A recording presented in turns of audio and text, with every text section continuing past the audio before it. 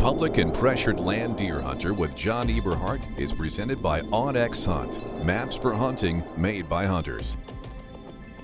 Okay, we're on some private property here, but again, it's heavily pressured. There's probably, I'd say, 30 to 40 bow hunters in this 640-acre section on opening morning of bow season, even though it's private.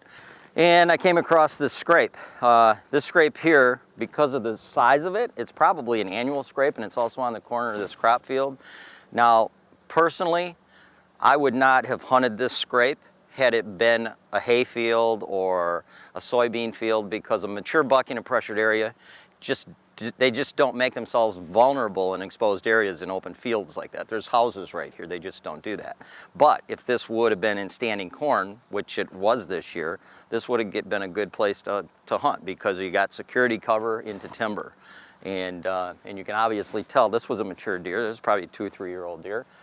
I mean, licking branches are busted way up high. A 1.5-year-old buck would not do that. A 1.5-year-old buck could stand up on his feet and probably use that as a licking branch, but they're not the ones that actually made that and busted that.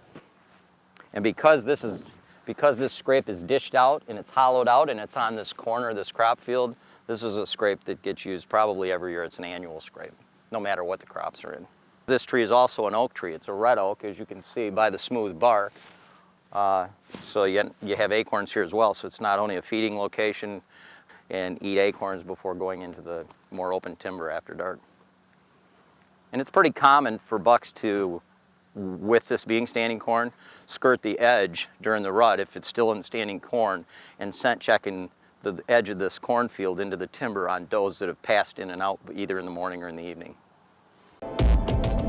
Public and Pressured Land Deer Hunter with John Eberhart has been brought to you by OnX Hunt. Where the pavement ends, OnX begins.